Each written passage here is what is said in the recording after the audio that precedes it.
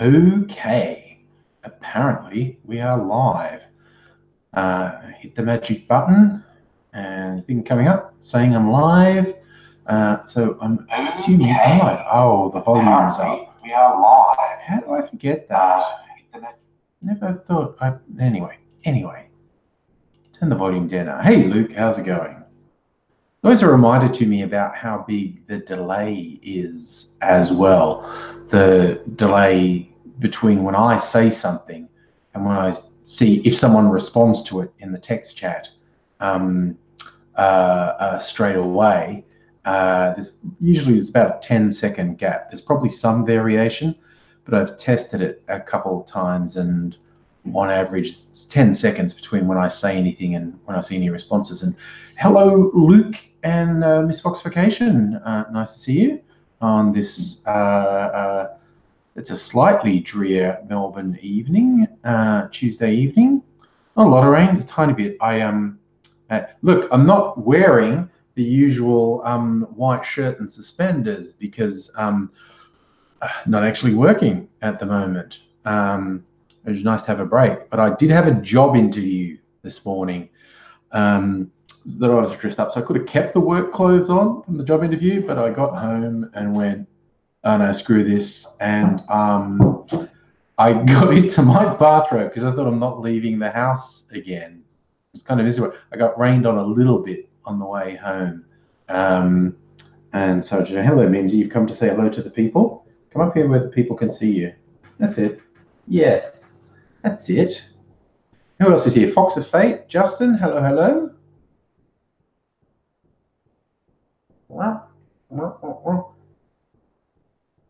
Miss Foxification, you think it's YouTube scanning what you say? I don't know. I don't think YouTube automatically puts a delay in. I look more than willing to be corrected on that as well. I think it's just the speed or lack thereof on the internet here. And hello, musical aviator and Des Fodel. Justin, you've got a job interview tomorrow. There you go. All the cool kids are doing it. Yes, I, being a contractor, applied for a bunch of new jobs. The first interview, these people don't act as quickly as last time. Last time I was in the job market, I got to the point where I had like half a dozen of the agencies were quite keen, hoping to get me interviews in the same week. And two of them got interviews for me on the same morning. They were at like 9 o'clock and 10:30. And both of them made offers before noon. The same thing, I have probably half a dozen agencies looking for jobs for me at the moment. I've just had this one interview. They didn't reply straight away. I might hear something tomorrow. Who knows? Who knows? Justin, 4 interviews in one day. Oh, that would get a bit draining, I think. I know I've had 2 lots of times. I can't specifically remember having more. Probably sometime in history I had 3 in a day. Don't think I ever had 4 in a day. That's some pretty high. Look, what's Labor's plan with the electric car? I don't think they have a plan. They just announced a high-level goal of, I think by 2030, 50% of all new cars sold being electric cars, which is a relatively modest plan, which is in fact basically the same plan that the LNP were pushing last year. So they're just out making absolute fuckwits of themselves at the moment, saying Labor pushing electric cars is stupid when they spent all of last year pushing cars. They're just fucked. Misfoxification, nothing wrong with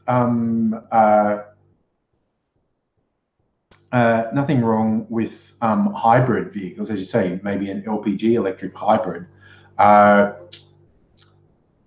I couldn't speak to how much, wherever you're saying it's a waste product.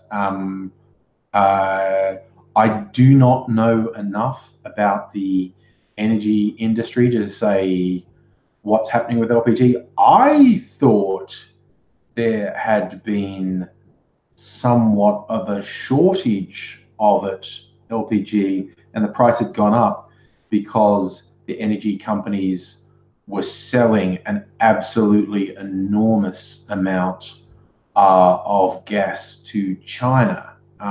But like I said, I have to put a great big asterisk next to that and say, this is not something I've read extensively on. I'm not an expert on the energy industry, so I'm not exactly sure. Hey, Brett and Belinda.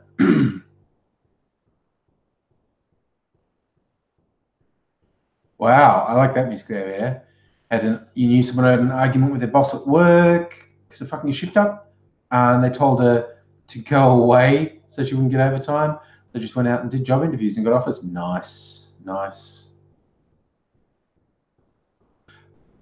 Fox of Fate, Electric Eagle. That was the weirdest. The LNP, they never stop saying really stupid shit like, well, Labor's war on tradies. They want to take tradies away.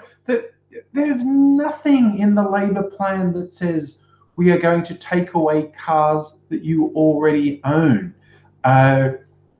It's about the sale of new cars in the future.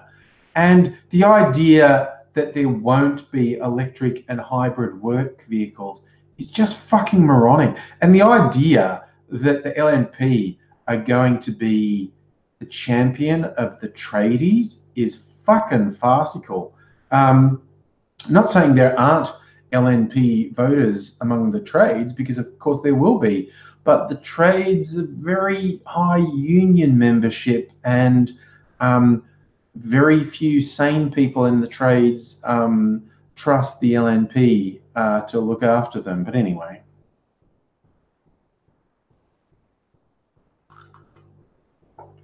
Belinda, no, I did not see Four Corners. It was about Chinese influence in Australia. Oh my God, I did see, though, in the Senate, dipshit Liberal Party senator, because Labor's leader in the Senate is Penny Wong. And there's a Chinese businessman who's a person of interest, potentially trying to influence politicians. His name's Mr. Huang. And this dipshit Liberal says, was he related to Penny Wong? And it's just like, shut the fuck up, dude. And it's like, first, the names are actually different, but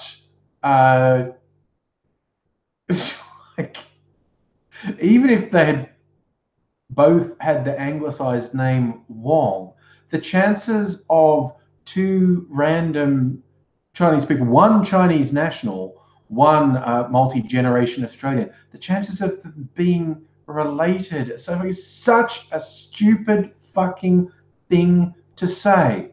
It's like if there was someone in the Senate whose name is Smith, and they were talking about a German businessman called Schmidt, and you randomly went, oh, is Smith related to Schmidt? Like, shut the fuck up. Honestly.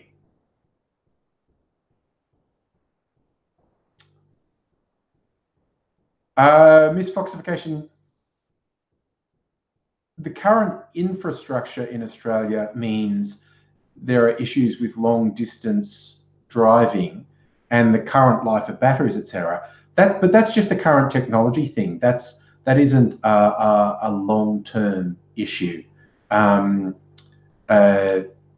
just need better infrastructure and better batteries, both of which will come. And while there are some people who drive incredibly long distances, where it would be very difficult to have electric charging infrastructure to support them, it's like far less than 1% of 1% of people would be affected by that. It's just means the infrastructure needs to adapt, and batteries will continue. And then plus cars with built-in solar panels on their roofs, which Australia is just fucking made for. The current shortcomings of both the electric charging infrastructure and the battery life of cars is close to meaningless long term. Technology changes will render that more than slightly moot point.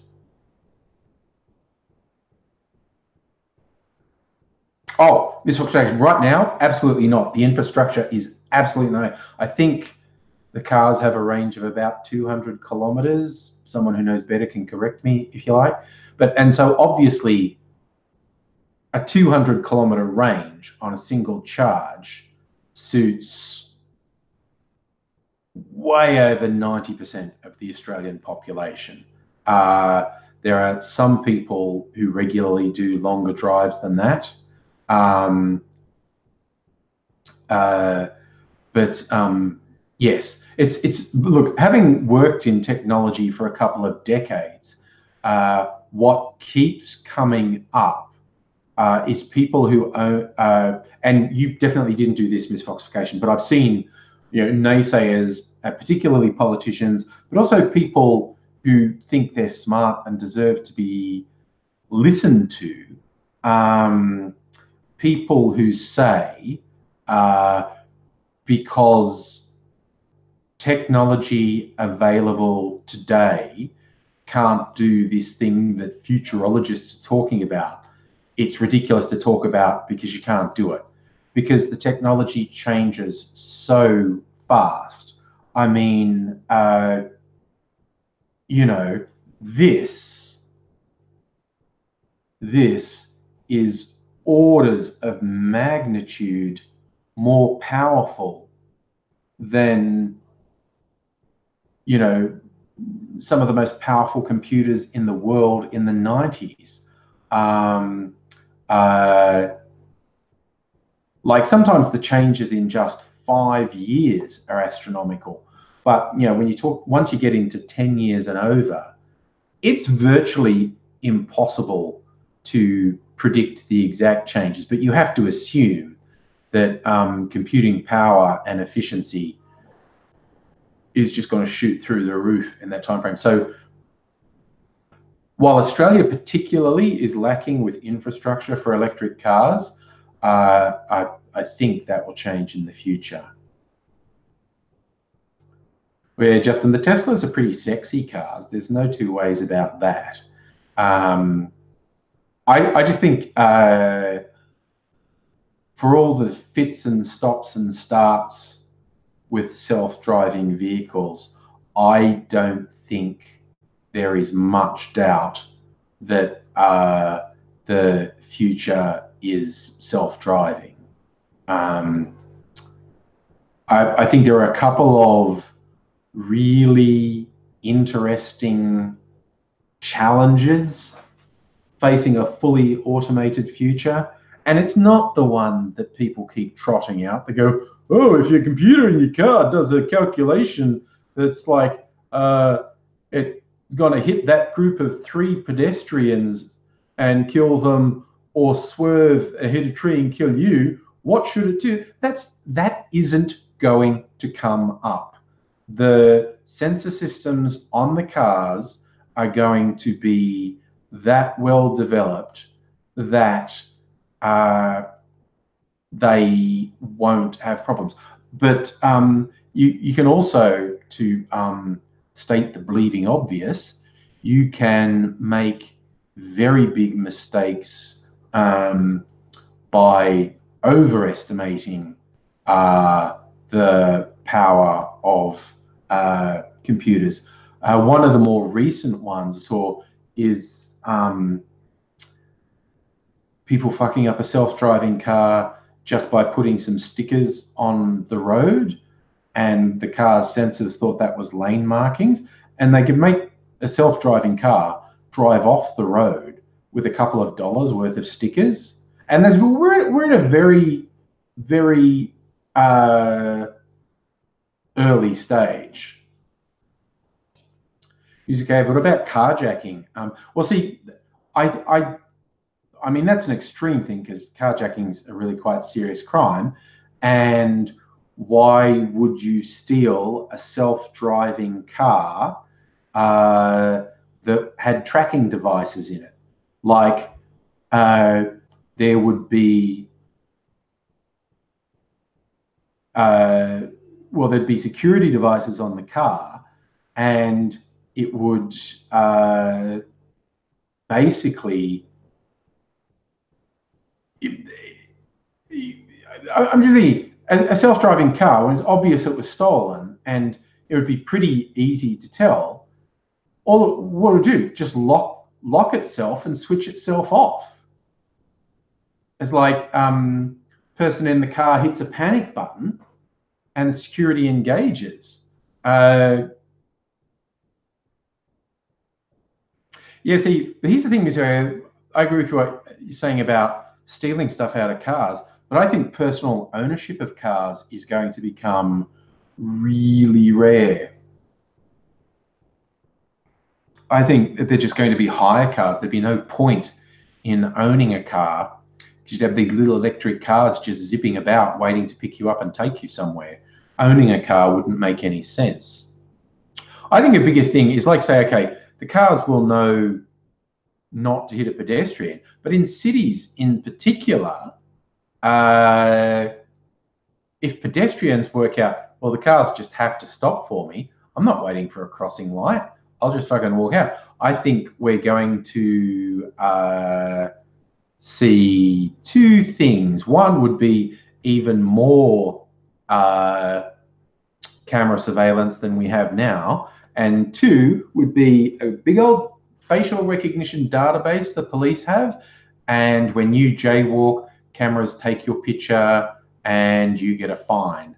I think that's almost inevitable. It would have to be something punitive like that to make people stop jaywalking. But there'd be cameras everywhere and a big facial recognition database. And I, for one, and all the other civil rights people will be up in arms and say, you can't have that. But I have almost no doubt that will happen. Like on the carjacking front, what I think is a real thing, because the first vehicles that will be self-driving are going to be freight trucks, long haul trucks, and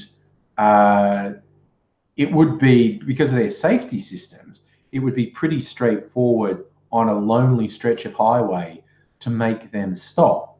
So they would have to be built super securely. So I think that would be a challenge to stop freight trucks from getting hijacked. Yes, look, pizza delivery cars. There are a few cities that have automated pizza delivery cars that come up and they get to the address and the window goes down and a little conveyor belt brings up the pizzas for that address. Yeah. But no, it's interstate trucks will be the first self-driving things, and they will need pretty significant security to stop hijackings. Hey, Tendai, sorry you come in. How's it going? Yes, Bury, the Simpsons scenario, self-driving trucks. So I think they'll probably keep a person. I think they'll probably keep a person in the trucks as, like, you know, security and backup, but it'll be very low paid. Like they'll probably be paid less than half what a truck driver gets now, because you won't be doing much. You'll just be sitting in a chair, sleeping occasionally. I think there's a very strong chance they'll keep a person in the self-driving cars just as backup and sort of fail-safe, and but it'll be a very low-paying job. But then again, hey, you won't have to do much at all. You just be sitting there, sleeping, doing things like that. Rottweiler dude, something's coming out on 18th April. Okay, cool. Oh my God, who saw that video of the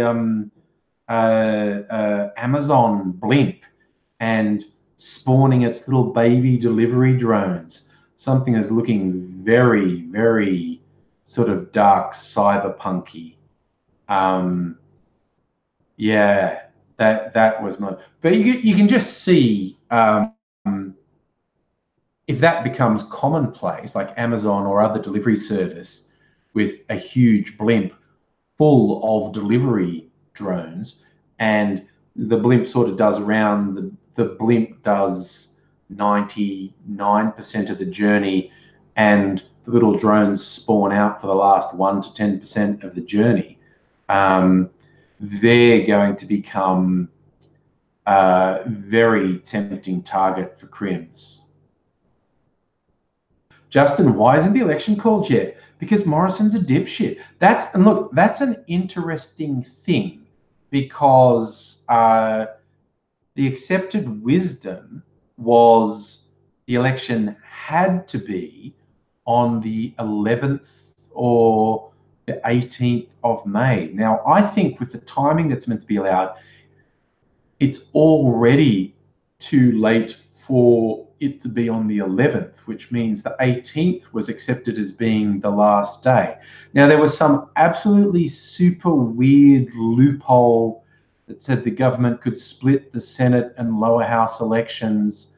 That meant it might be constitutionally legal for ScoMo to delay the lower house election to November.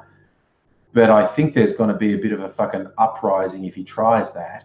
But I did notice Anthony Green commenting today that the paragraph on the Australian Electoral Commission website that said the last possible date for the election is May 18th was removed earlier today.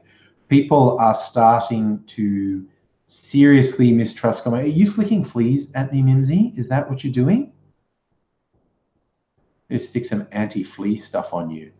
We have this stuff, do it every month or so to the two cats. There's this little gel that you put like at the back of their neck between their shoulder blades where they can't lick it off.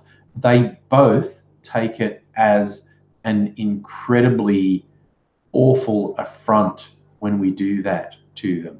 Like, I suppose it feels cold and wet on the back of their neck, but they get super fucking pissed off when we do it.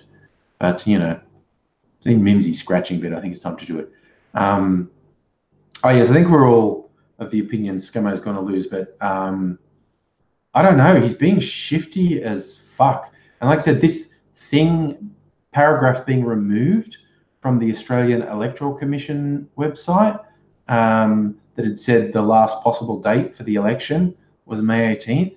It's looking shifty as fuck. Yeah, Justin, the houses are out of sync because of double dissolution, but yeah.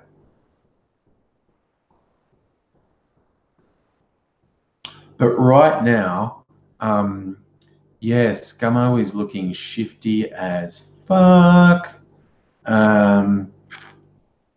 So yeah, we still don't know, but I mean, based on what was the accepted wisdom, you would say that now the election's going to be held on the 18th, May the 18th, because it is too late to put the wheels in motion to have it on the 11th. But he's also running out of time to have it on the 18th. And like I said, it was very weird today. Anthony Green, with the trouble of pointing out, they removed the thing from the Electoral Commission website that said what the last date was. So who fucking knows? Belinda, I agree with you, actually. Shorten seeming to be more on point in press conference. The thing is, look, Shorten is capable of making good speeches. Shorten is capable of being on toes. He has just been doing this shit that I find shitty. It's just been this, all he's been doing is, I'm not that guy. And I think we deserve better than that. Dr. Brahma, well, you're worried, the most recent news poll pointed to a fairly strong Labor victory. But, of course, the numbers you get in polls, that's an overall thing. And it doesn't map one-to-one. Like, not everyone in every electorate sees things the same way. Now, the Libs are probably going to get smashed in Victoria. They might do okay in New South Wales. then again, they might not. They might do well in Queensland, then again, they might not. Labor's probably going to do quite well in South Australia, and the Libs might do okay in Western Australia, then again, might not. It's like, basically, for the Libs to win, about 20 different things all have to go their way. So it's it is absolutely not impossible. Yeah, Brett, there's a difference between state and federal elections, though. From the polling I've seen, well, that's what I said. Labor's probably going to win in South Australia, but maybe it'll go well for the Libs. The Libs might do okay in New South Wales. They might do quite well in Queensland, but they might do quite badly as well. They might do okay in Western Australia, but they might do quite badly as well. Basically, things have to go super well for them in New South Wales and Queensland and South Australia and West Australia and Tasmania. Basically, they have to defy the odds half a dozen times to win. And it's incredibly unlikely, incredibly unlikely. It's not impossible. It's absolutely not impossible.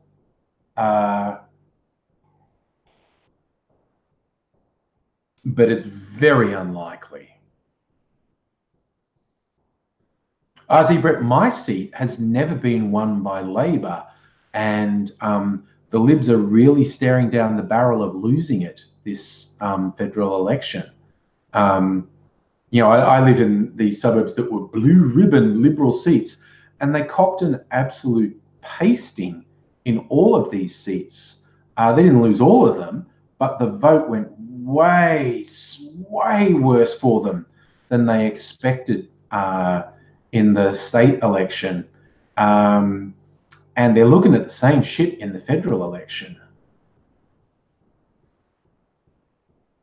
Ms. Fox, yeah, well, we can live in hope that one nation does badly. Yeah, Justin, I'm in the Brighton electorate. So it'll be a good laugh if fucking Tim What's-his name loses.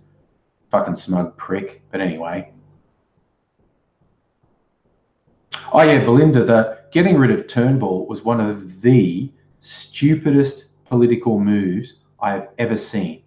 The fact that the extreme right of the Liberal Party was incapable of seeing the electorate did not want that to happen. The electorate was sick of that shit, but the extreme right of the Liberal Party hated Turnbull so much and was so sure of their godlike perfection, and in fact being anointed by God as the true and rightful leaders of the country, they just defied all common sense, and they paid the fucking price. Lost 3 by-elections in a row, and federally, so they ended up being a minority government, and got fucking smashed in the Victorian state election.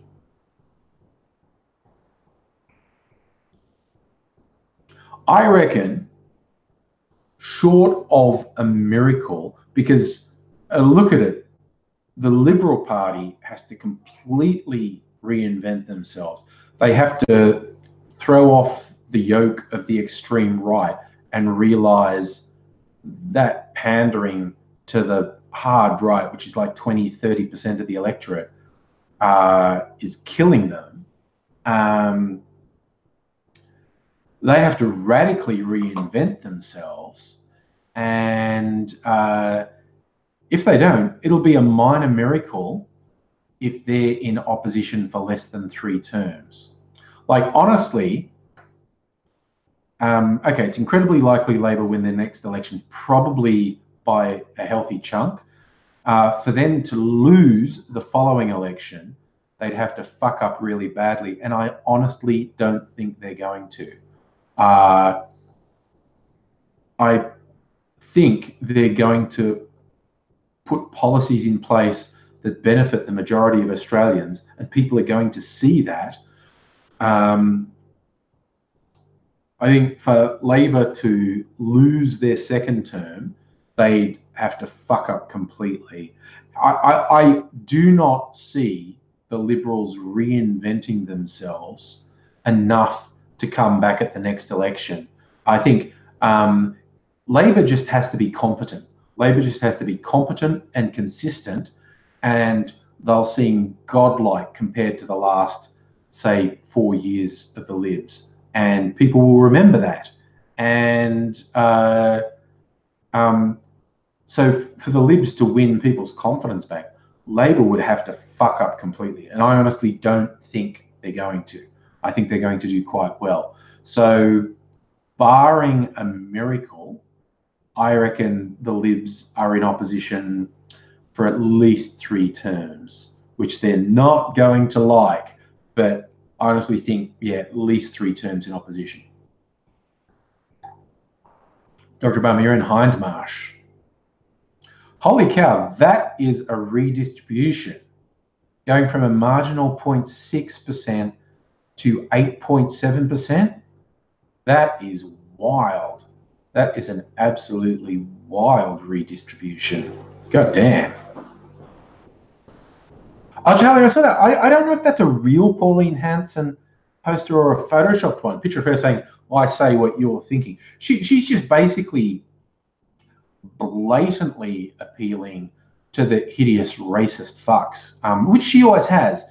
And it's just like, it's the one thing I have absolutely no time for. I mean, I have no time for Hanson and One Nation anyway. But for the people, including Hanson herself, who goes, it's not racist. It's not racist at all.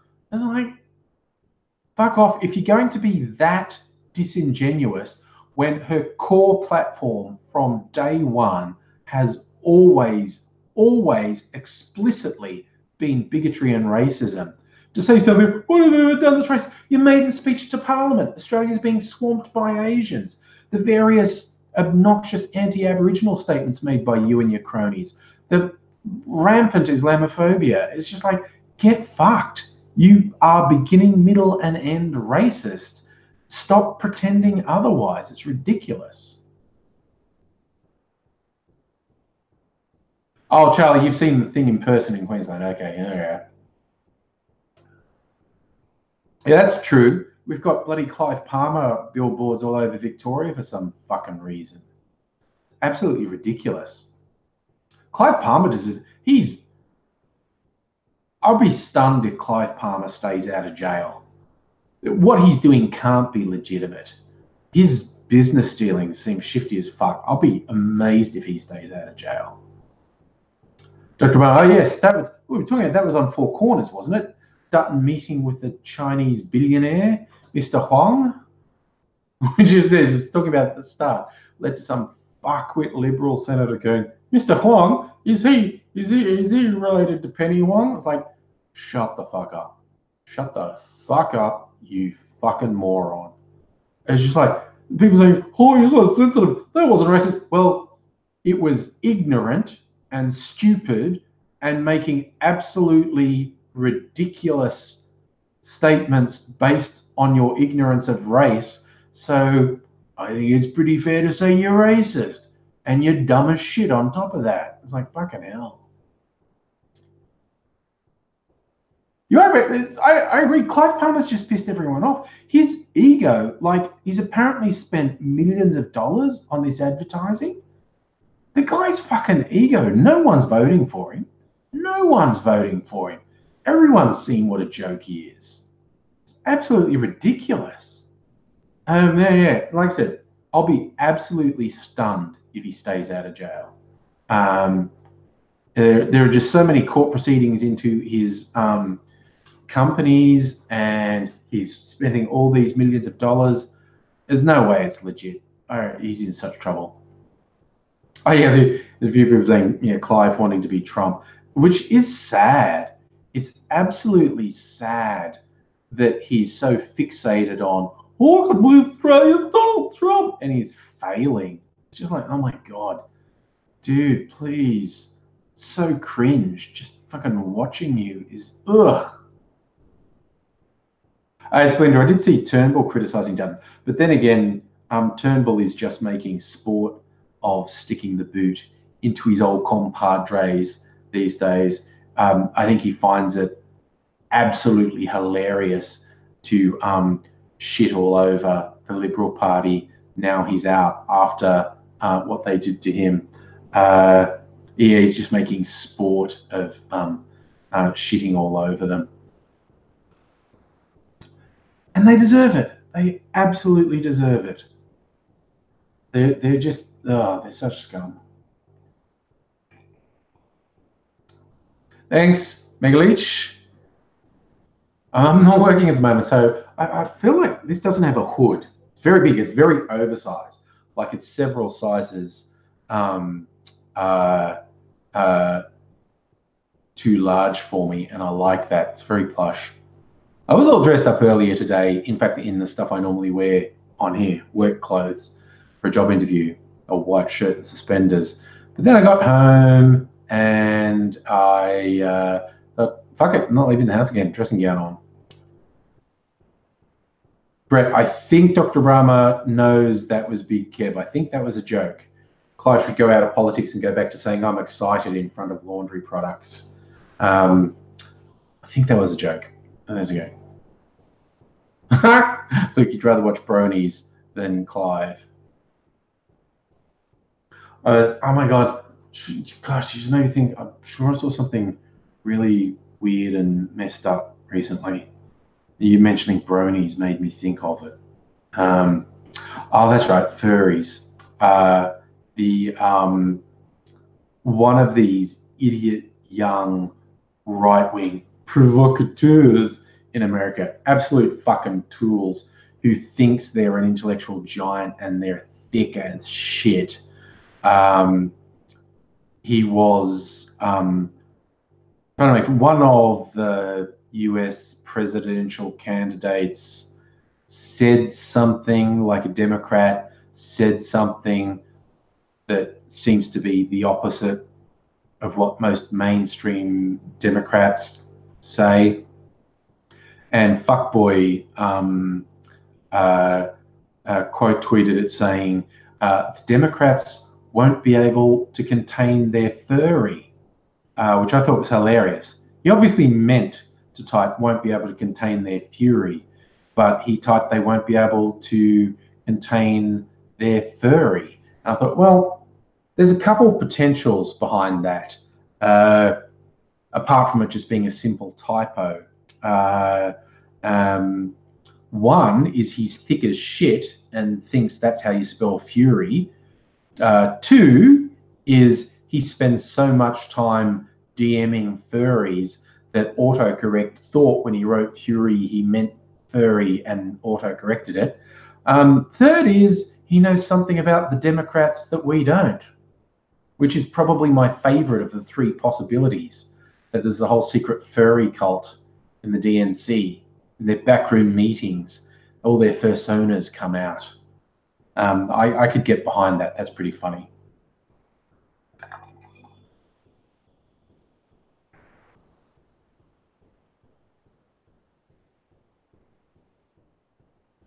Ah, Dr. Bum, that's a funny one. I look, there was probably a couple of videos today talking about some of the right-wing dickheads want to have a go at me. They cut very short half sentences. So, well, Flea is racist. I mean, I remember someone sending me a link to one, and the video title was something like, "Oh, AngryAussie proves he's a racist by calling a black person a piece of shit," and it was like I didn't waste time watching it because I knew what part of my live stream they were talking about. And it's this classic thing with these fuckheads who see themselves as right-wing provocateurs. They say incredibly stupid shit and think they're making a point. It's like, oh, you call yourself a feminist, but you said that woman's a fucking idiot. Oh, you said that black person's an idiot. You must be a racist. It's going, no, no, no. Being pro-feminist and anti-racism doesn't mean you do not criticize women who are wrong and you do not criticize people other than white people who are wrong. It's like you look at what the person does, and if they're a piece of shit, you call them out on. And of course, the second bit of dumb fuckery on this is that it wasn't a black person anyway. It was one of these dead shit trolls who've set up a fake account, and they come in with this, you know, speaking as a black person who's definitely black, and just because this is an anonymous account, you shouldn't doubt for a second that I'm absolutely a black person who is very, very black. I just want to say that the real victims of racism today are straight white men, and there is definitely an out-of-control African crime gang problem in Melbourne. It's just like, it's so fucking obviously fake. It's like when Prime Stalker Fuckboy did this thing, come in a live stream saying, oh, I'm poor little innocent Jimmy, and my family suffered a home invasion and got held at knife point. And I said, well, no, you're fucking lying. And like, I possibly said something like, well, you know, I really think you and your whole family should have been wiped out. It was like so obviously fake. And and it's like they think they're scoring these huge points, like, yeah, gotcha. It's going, you were lying, and it was obvious you were lying. And just like, for fuck's sake. And just, they're so obsessed and so smart. No one can see through. It's like, dude, you're really fucking obvious. And just, yeah, and it's also because they have got this thing wrapped in their head because feminists and people who are pro-feminism, you know, show support for feminist advocates, and they go like, oh, you're just saying that all women are right all the time. No, I'm not saying that at all. And the concept of saying, because I pointed out that woman is talking utter shit, oh, you can't be a feminist then. Yeah, I can. Point out someone's talking shit. They're talking shit. Man. Yeah, Dr. Barber, it was. There's, as you say, Mr. Prime Stalker coming in with a fake account saying, oh, the biopics. No, you weren't. It's so fucking obvious you're lying. What a home invasion. Really? Which one was you? What's your name? Because they all get reported because it's a terrible crime. And absolutely, you 100% want to catch, prosecute, and put away everyone guilty of the crime, which is actually a really small number of people. It's like when you and this actually also, this crosses all crime stats, and it's very interesting when you really dive into crime stats, because obviously the people most represented in crime stats are white people, because it's most of the population. So it just sure they're going to be most of the thing. But you can sort of slice and see. It's not like when you said, oh, there were X thousand robberies. There aren't X thousand robbers. It's actually a surprisingly small number of people who are doing lots of robberies. When you really break down into the crime stats, into individuals committing the crimes, it's a shocking thing to learn that if you hear, like, for instance, there were 1,000 aggravated burglaries. There aren't 1,000 individual burglars running around.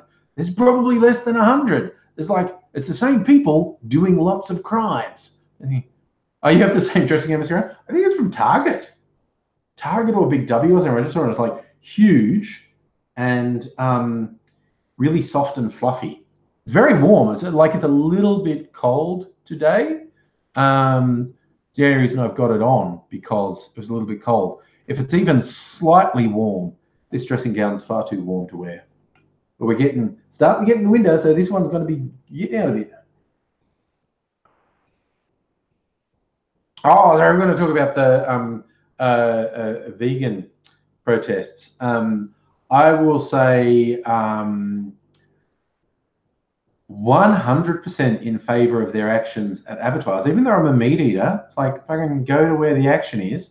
But the one where they blocked the Flinders Swanston Street intersection on Monday morning peak hour on the first day when all the trains were off, so everyone's day had already started off really shit.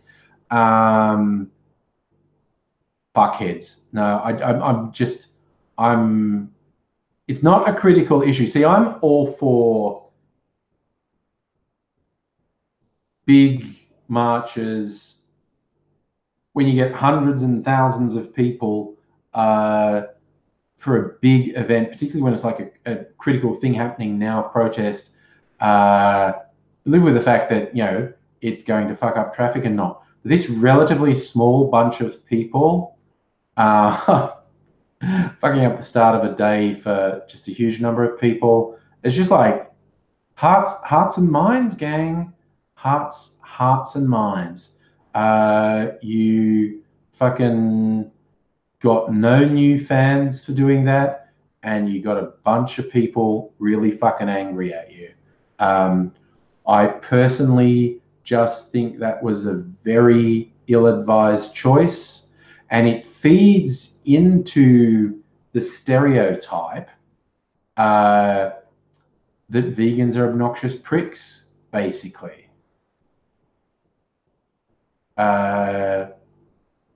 It just absolutely fit the stereotype of vegans being absolute pricks.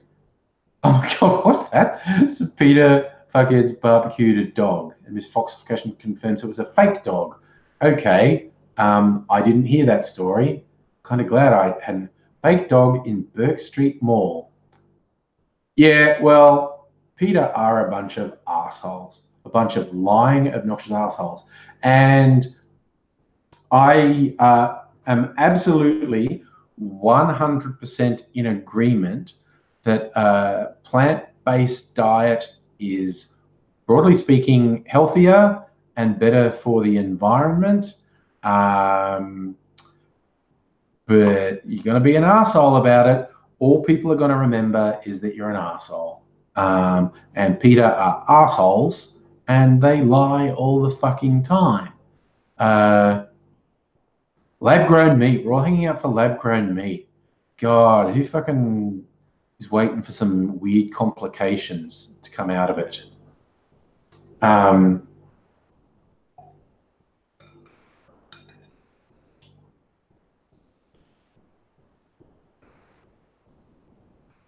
I think, you know, oh Christ, you look at the big die-off that's happening, unless there's a radical turnaround, the next generation, 50 years, everyone's going to be living off bugs and algae anyway, because everything else will have died. Cheery thoughts about the future.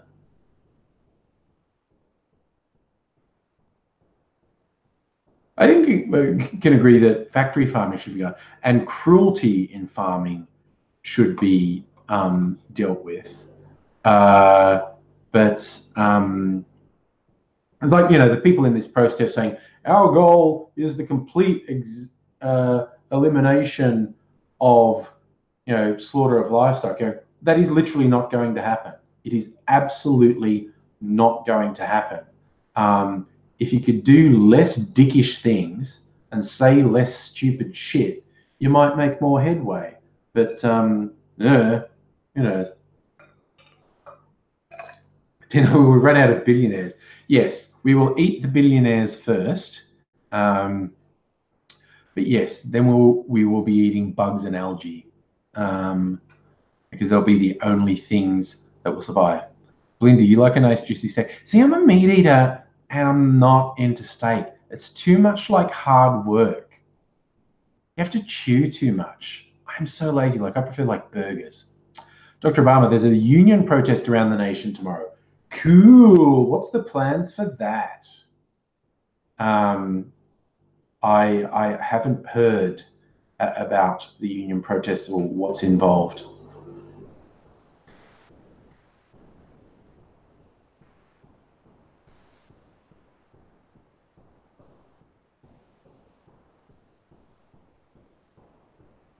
So I kind of agree with you about cows, sheep, etc. wouldn't be around if they weren't being raised for meat. But I think if you were to do away with the farming of animals,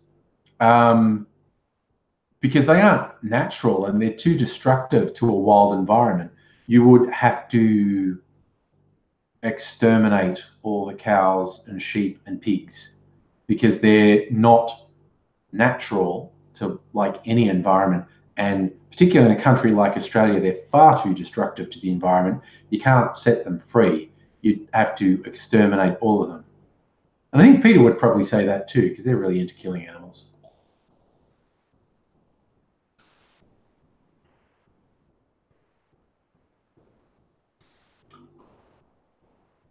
Fox of Fate, you think we'll only get bugs and algae if Russia and the US don't go to war, maybe over Venezuela. Look, it will definitely be on bugs and algae if they go to war. Actually, where are cows originally from? I think cows were selectively bred from wild oxen and buffalo. What are buffaloes? Someone who looked more into the history of them, but I think there was definitely wild oxen, but these were tamed by humans millennia ago. Like humans have been tending to goats, sheep, bovines for millennia. This foxification always quick with the Google. So the theory is cattle were domesticated about 10,000 years ago from as few as 80 progenitors in the Levant, Western Iran. That makes sense. Yeah, it's. I knew it was thousands of years. But yeah, you can't. If something happened that overnight said no more slaughter of animals, you would have to kill all the animals on farms. They're far too destructive to just say run free. They're far too destructive. You would have to kill them all. And like I said, I'm not even being sarcastic or cynical. I think Peter would be 100% on board with that. The humane slaughter of the cows and sheep and pigs and whatnot.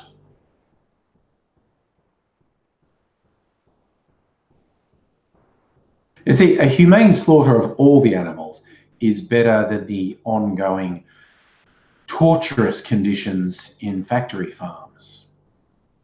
Okay, yeah, chickens too. No, I wonder what would happen if chickens were let loose in the wild. I wonder if they'd all die, or if they damage the environment, or if they'd just be okay.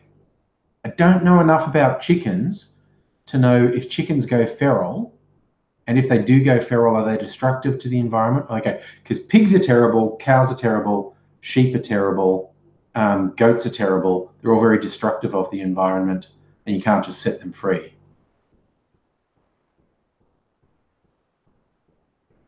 Oh no, Dave's Fatal, sheep are fucking terrible. Sheep are fucking awful. Yuri, I have also seen video of chickens killing mice. They're meat eaters. In the fucking battery farms, they peck each other to death. And in fact, the dead chickens are ground up and put in the meal that the other chickens are fed. Dr. Obama, horses survive in the wild and are incredibly destructive. So if you're going to stop horses being beasts of burden, you'd have to kill all them too, because they will survive in the wild and they're very destructive of the environment. Justin, I'm not sure. what is the slaughter method for cows these days? I think it was an electric charge into their brain or a bolt in their brain. I know it was a thing. There was literally, up until relatively recently, there was dudes, big strong dudes in slaughterhouses where they would have a fucking hammer or a big mallet thing, and they would kill cows by smacking them between the eyes, like crushing their skull. That was someone's job. There was a dude who spent all day caving in cow skulls. That would have to fuck you up. I reckon that would turn you into a really fucking weird person. I think it's more common to have those bolt guns fire a bolt into the cow's brain.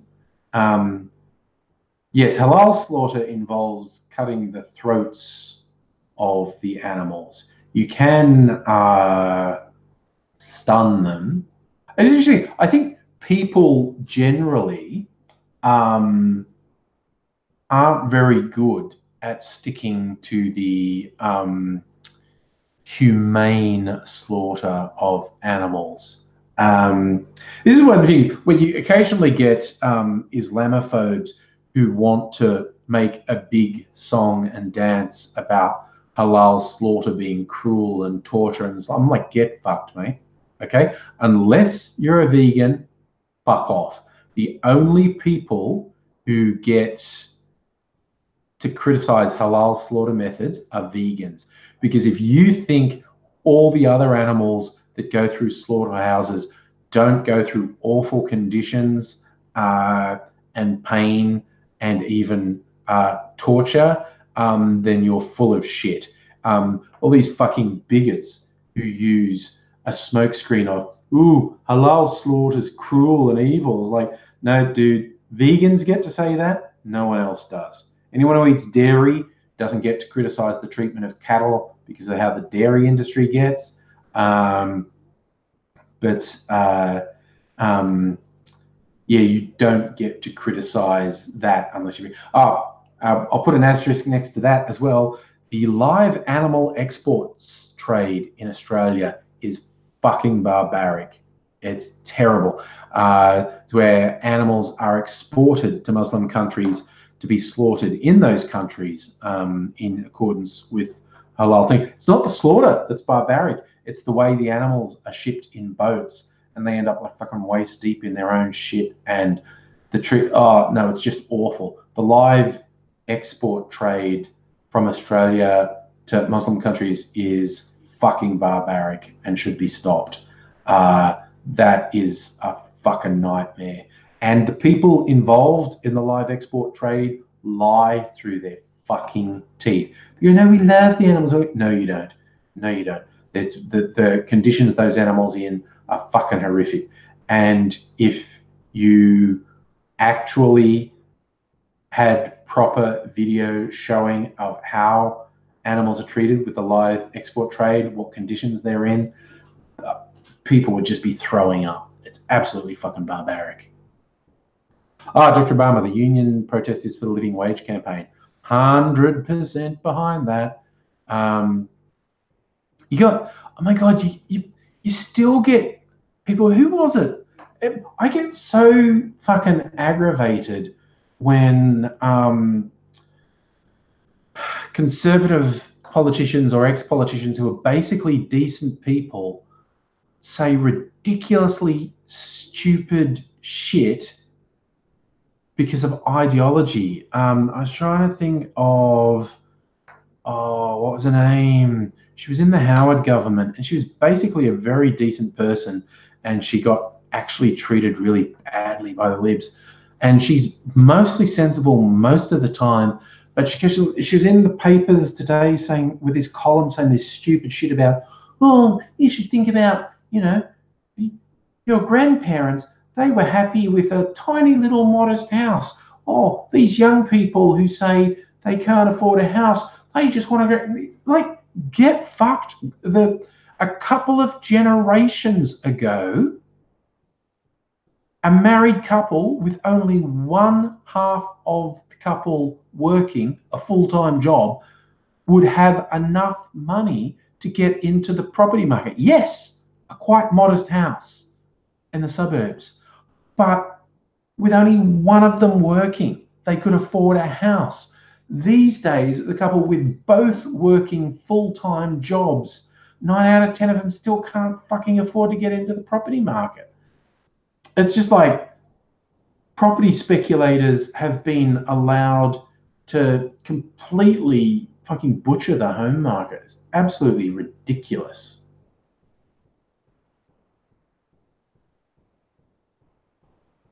Luke, cocktail time. You might be right. You absolutely might be right.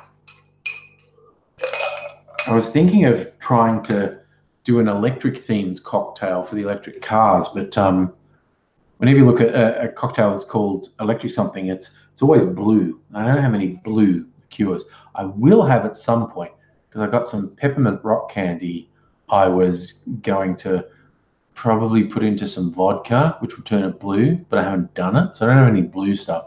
So I don't know if I could do a themed cocktail. Oh, I still got some chocolate vodka I was going to try and use up. Sadly, don't have anything blue for an electric cocktail. Yes, I have a lot of amber and orange and yellow. But I do have chocolate, so I can make I can make a very desserty one, because it's that time of night. I can make a dessert cocktail. Yeah.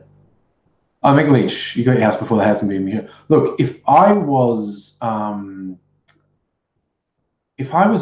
all fucking in that zone, I would have got a house in Melbourne 20 years ago before the prices went sky high, and I didn't. I'm not a property owner.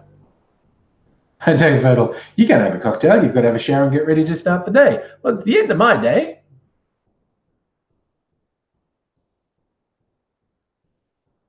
Box of fake and brandy and cake. Now look, I'll show you what I make. What do I need? What do I need? What do I need? Well, yep, I know the components I need. Okay, so go in here. Like this. Oh wait, where's my lemon juice? Lemon juice? Yeah, still a little bit of lemon juice there. And this little bit of, it's my chocolate vodka. I found some chocolate rock candy, and it actually made the vodka go very chocolatey. Ooh, Biora, you've got an artist friend with commissions open. By all means. What type of art do they do? So I'm going to advocate and chocolate vodka. Bit of lemon juice. That's good dessert flavor. Look who wants attention. All right. It's my chocolate vodka. Stop headbutting me, Mimsy, for real. Yeah, okay, cool. Cool. You want attention. I get it. There's slightly more of this than I thought. Okay. Make another one tomorrow. Ha! I don't know. Ooh, character art. By all means. And in fact, also you can send me a thing on like Twitter or something as well. But yes, by all means, mention a friend who's an artist doing commissions. You never know who's in the market for it. A little bit of the egg-based liqueur, advocate. A little bit of that left too. Keep that. Yeah, Mimsy, seriously, what's your problem?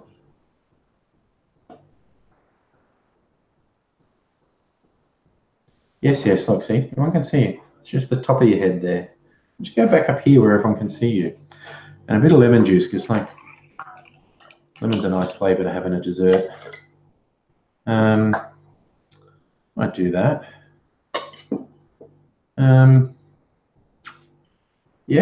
Yes, God, she's still demanding attention down here. You gotta shake that up. Then it's gone.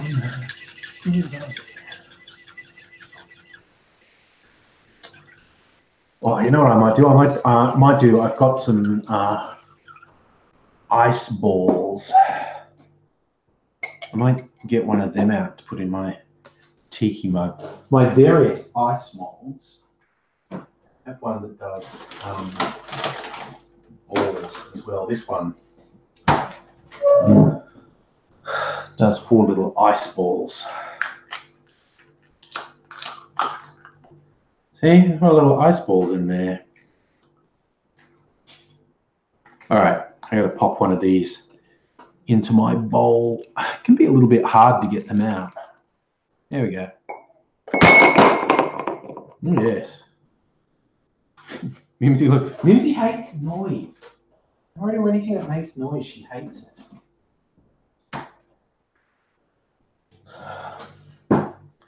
So we've got a little ice ball in here. That's supposed to melt slower than Cherry Droodles on Twitter. Cool. Oh, dude, because if I forget things easily. If you send me that on Twitter as well, I would appreciate that. Now I've got like a dessert cocktail, lemon chocolate cocktail. Ah, yeah, that's pretty good. Dessert cocktail. Fitting for the end of the day, because I hadn't had a dessert anyway. Little pasta thing for dinner. Still doing the old light and easy. Lost about 10 kilograms since the start of the year. That's another funny thing. I'm starting to notice little things like I mentioned this dressing gown was very oversized. It was slightly less oversized when I first got it.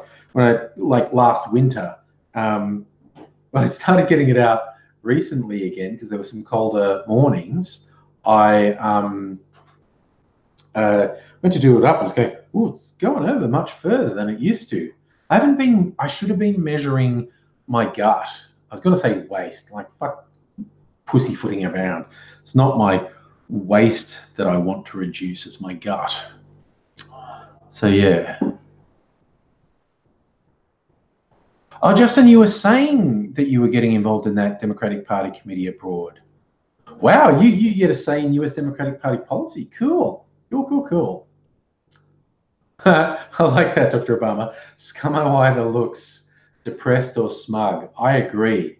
When he's doing press conferences and trying to make the case that he's doing something, he does look like a smug fucking git. But then most of the time, it's just his normal state is depressed because he's going down in history as the shortest serving Prime Minister in Australia's history. He's just going to be a complete failure. I loved what Conservative independent Tony Windsor said about him. I've said this before. He said, well, if you're reaching for something good to say about Scummo, you go, at least he saved us from Prime Minister Dutton, because Prime Minister Dutton would have been a disaster for Australia. Scummo is just a failure, which is a much milder outcome than the disaster that would have been, I think, yeah, come up here. Yes, meow indeed. Meow indeed. Luke, you think he needs more prayers from you? I have seen the ridiculous fucking Pentecostals saying the sort of dumb shit the American evangelicals say, like, oh, Morrison doesn't get re-elected, it'll be years of darkness. It's like, get fucked, you muck. That's the thing. I think for the social health of Australia, the Libs need to get fucking smashed, because they've spent several years flirting with this extreme right bullshit, and they need to get smashed, absolutely fucking smashed, to say, like, no. Like, I know people always say stuff like this, but I honestly believe a win for the LNP in the next federal election would be a fucking disaster for Australia. Economically and socially disastrous.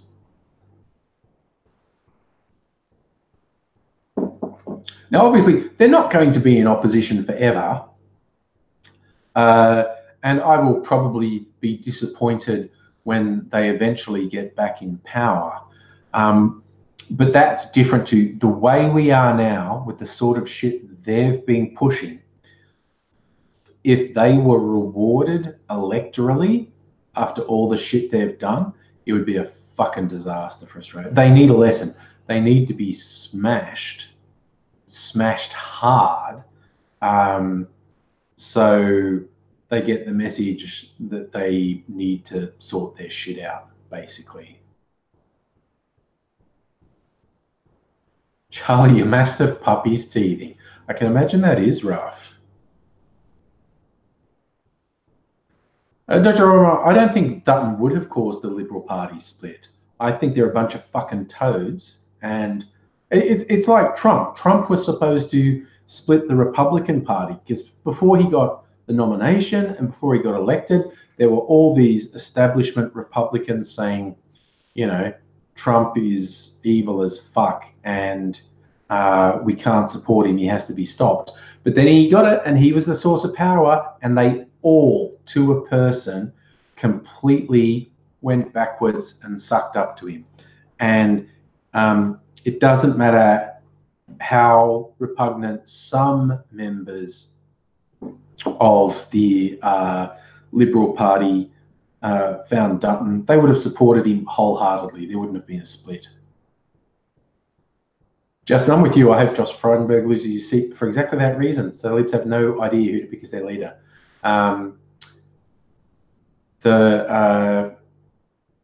man, the big picks, obviously the ones that I desperately want to lose their seats are Abbott and Dutton.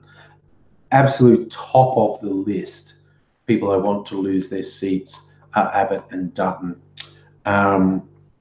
I think the next tier is probably people like Christensen in Queensland and Frydenberg, and also Tim Wilson. I don't know, he's the local member where I am. I want him to fucking lose as well, but he's not the absolute top of the tree. I just want them to lose seats they've never lost, because that would be funny.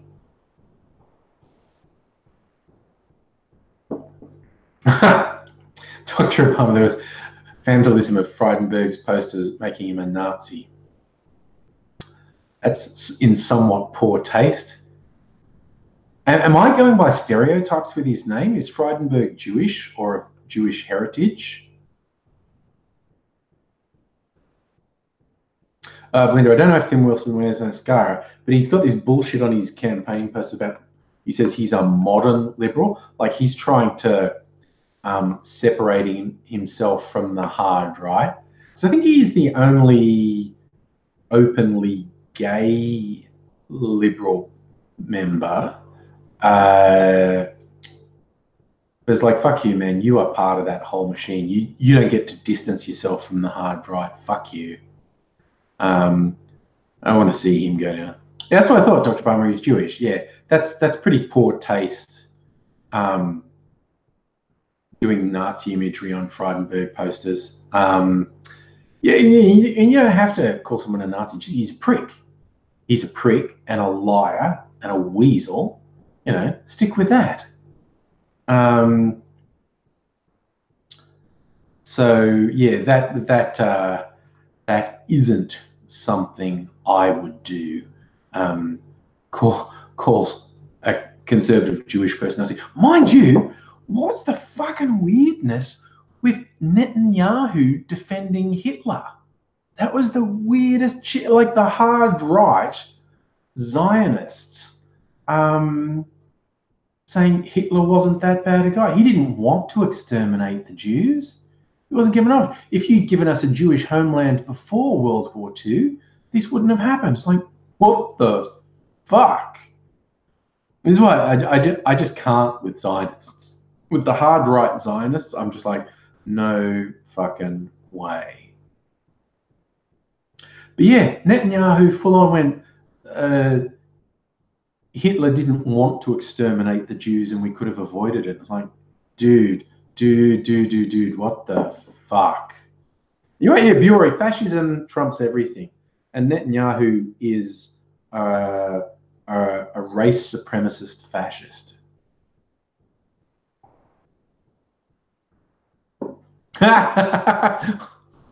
Heidi, I like that's a nice topic change. You've been watching Friendly Geordies and you think he just dislikes people over 45. That's funny. That's funny. I like that. Oh my God, Dr. Obama, the Australian Democrats trying to make a comeback. Oh my God, all these fucking minor parties. I just can't get past feeling like they're ego-driven.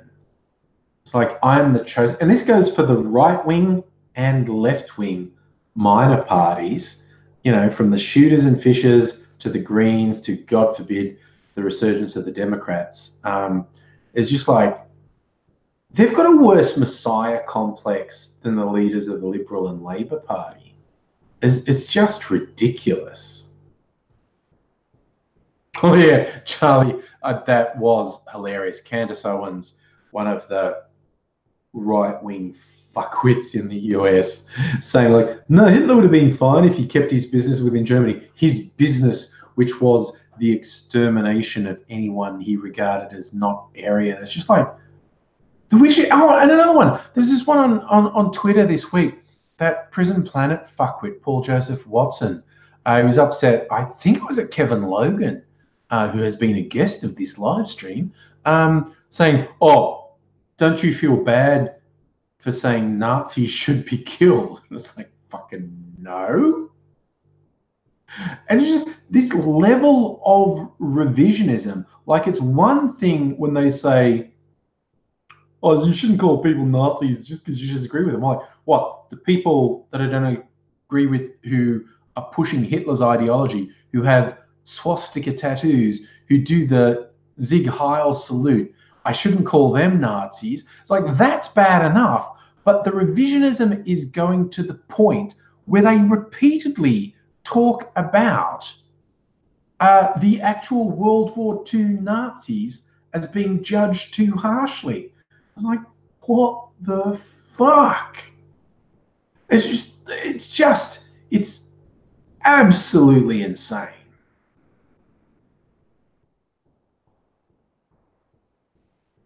It's just that, like, the level of revisionism, like, you know, no, it's wrong that you wanted to kill all the Nazis in SS uniforms. You know, like the Trump line of very fine people. It's like, what the fuck? It's just, you don't know what to do with people like that. Oh, you're saying things that are far too negative about Nazis. No, really, it's actually not positive to be too negative about Nazis. Tendo BJ Blastowitz from the Wolfenstein game. But that was the thing. There was like a recent trending hashtag on Twitter, and it was like something like hashtag things that we can do without, or things that should be gone, or things that should be deleted. And the people who made the Wolfenstein game tweeted with Nazis, you know, things that should be got rid of, Nazis. And these fuckwits were going, oh, nice virtue signaling. Like, literally, they want to hold you to account when you say Nazis shouldn't be around. I'm just like, oh my God, I can't deal. I can no longer deal. This is no. What's that line from Taxi Driver? One day a real rain's gonna come and wash all this filth off the streets. Yeah, we can only fucking hope, mate.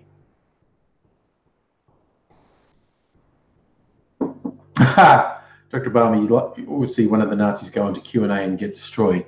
The fuckwit who hosts that show would probably defend them.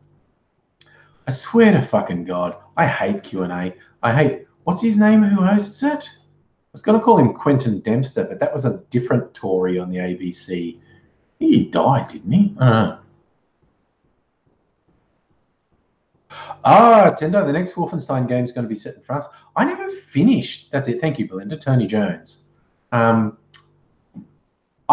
got both Doom and Wolfenstein for the PS4, and I never got into them. I just when I found out I don't really like shooters anymore. I thought it'd be fun to just shoot the shit out of things.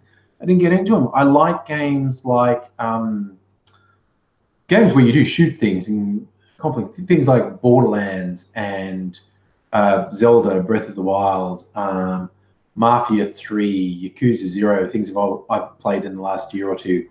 I like the ones that are like a hybrid between a shooty, fighty game and an RPG. But yeah, the straight shooters like Doom and Wolfenstein, I played a bit of, and I just couldn't get into, which I was really surprised by. Yeah, there's a new Borderlands coming out, which I was excited by, but now some people are saying there might not be a story. That doesn't sound right, but people get so fucking worked up about games, I never know what's true.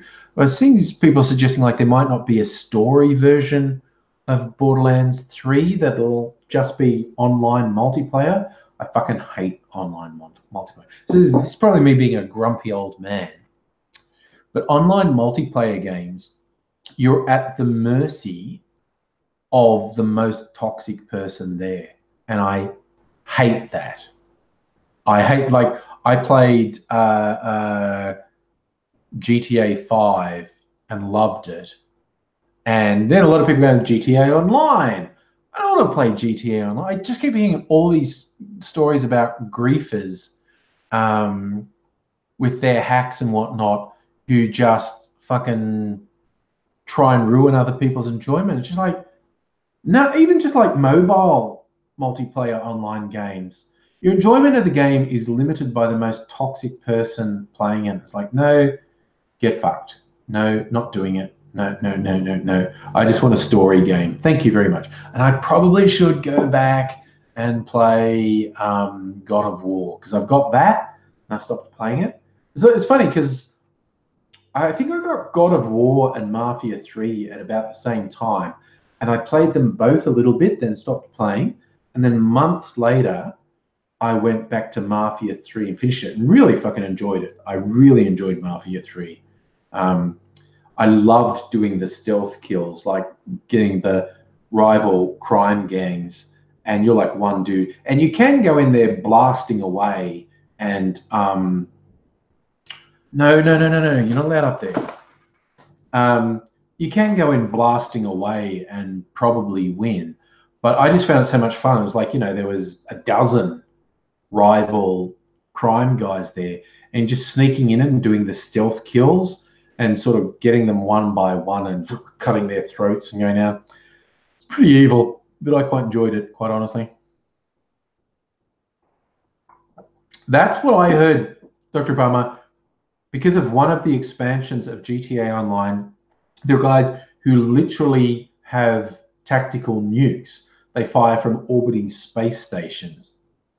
And it's just like, no, sad, sad, sad little griefer losers whose sole goal is to ruin the experience of other people. And I was like, dude, I'm just not interested. I'm absolutely not interested in that.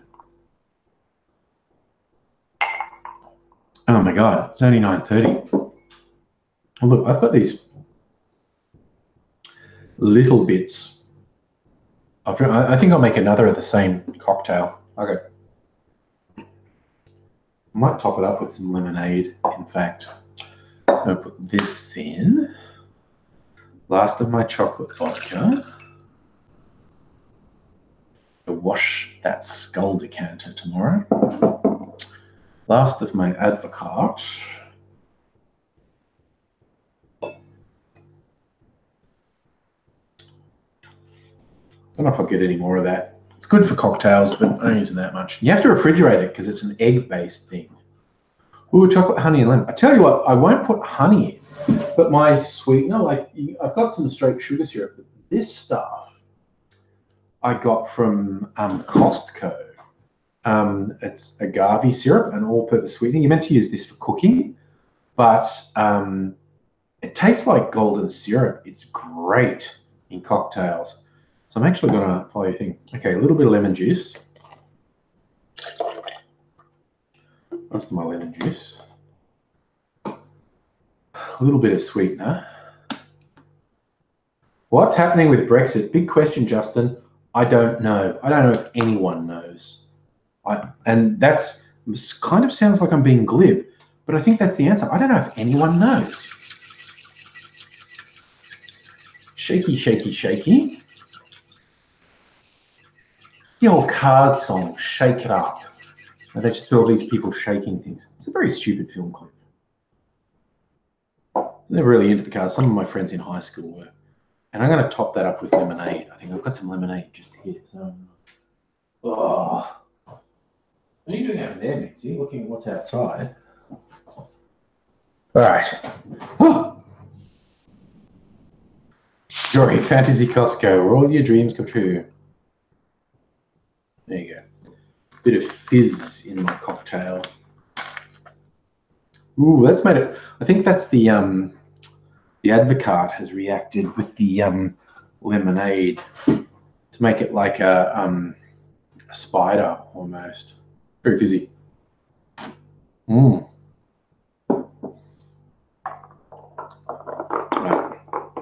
Do the sophisticated thing and mix that a little bit with my finger. Ew, someone jumper.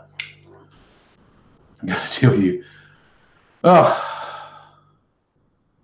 I think globally in politics, people are trying to compete with who's the biggest shit-flinging monkeys, from the Trump administration in the US to Brexit in the UK, through to fucking rise of fascists all through Europe, through to whatever the fuck is happening in Venezuela, and our own quaint little shit show in Australia.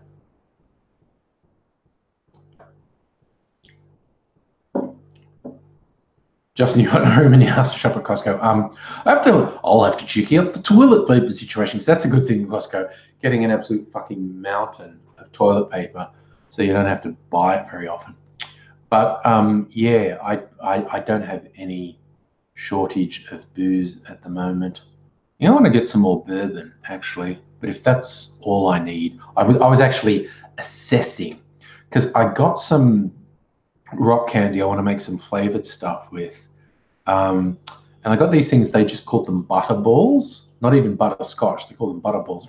Okay, so I want to mix them with either a blended scotch or a bourbon, and yeah, so make like a butterscotch drink, which would be good for things like an old fashioned, like a slightly sweetened, not slightly, probably quite sweetened bourbon or scotch with a bit of bitters in it.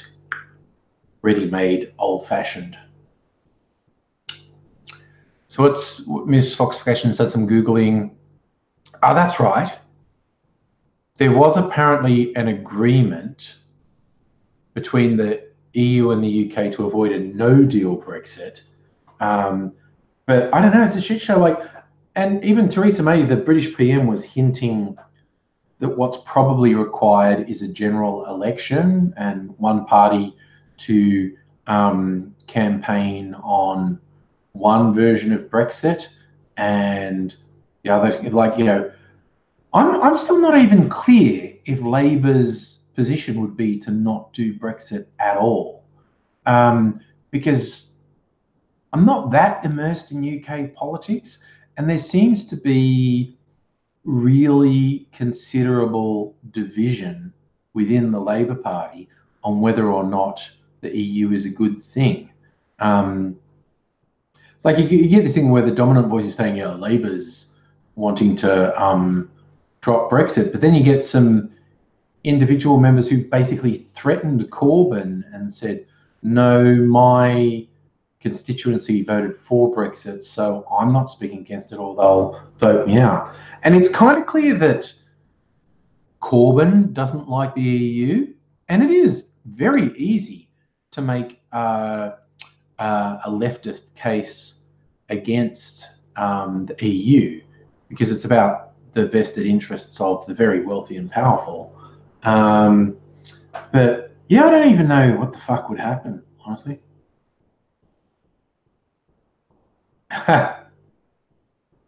Want alcohol delivery? It's like, I might just go to if all I'm going to get is bourbon or scotch, I might just go to like who's the cheapest? Dan Murphy's. There's one not far from here, and this is a funny thing. Whenever I get something from Dan Murphy's and they go like, "Do you want a Dan Murphy's card?" No, that would really just be admitting to my alcoholism. Seriously, I would save money. Maybe I should get one because it's just funny. It's like, do I want a card that says I go to the bottle shop so often I get a frequent buyer discount? Like, or maybe I should just accept the fact it would save me some money if I got it. So maybe I should. I don't know. Yes, I did see the thing with some dudes in the army doing target practice on picture of Corbyn, and they're not just pieces of shit. They're fucking morons because they videoed. Anybody in this modern world who thinks they can take photos or video of themselves doing something fucked and it won't go public is a moron. Whatever you do, it's going public. It's like the whole thing about sexting and sending nudes and stuff. Within a relationship, you should be able to do that without worrying about it. But you look at the reality, you have to assume if there is photos or videos of you doing anything questionable, if you're at all sensible, you have to assume it's going public. Because it just is. Absolutely just is. Luke, would I buy more if I had a card? Not really, because I don't binge drink. People often see that and you're an alcoholic, look at all that. Dude, just look at a live stream from 3 months ago. It's all the same fucking bottles. I don't drink them all. I use little bits to make cocktails a couple of days a week. I mean, having said, I don't blame anyone who looks at that and goes, okay, you're clearly an alcoholic. I don't really judge anyone for coming to that conclusion because the circumstantial evidence is strong. But if someone actually wants to know, I go, well, no, I just have all those bottles because I like to make a variety of cocktails. And to have some real variety, you need lots of different things. And I've built this up over a very extended period. But I don't binge drink. I don't think I've ever had a hangover. When people go, I'm dying, I've got a hangover. I don't think I've ever had one. I've had days after drinking more than I normally do, where it's like, okay, my tummy's a bit upset, I'm a bit delicate, and I can see that if I had drunk much more last night, I'd probably be feeling much worse today. But I don't think I've ever had a real hangover with a throbbing headache and thinking I'm going to die, because I don't binge drink. Sometimes I drink, election night, okay? If you want to see me really drunk, election night. I'm probably going to get seriously drunk on election night. But yeah. Mitchell, could UKIP rise up for Brexit? I don't know, man. I think UKIP's a spent force, but I don't know. Musical over. See, drinking is bad, a weirdo conservative. Again, the trolls who want to have a go at me. Oh my God, man, oh, you got to stop, and they think they're making a point. And it's something they clearly don't believe.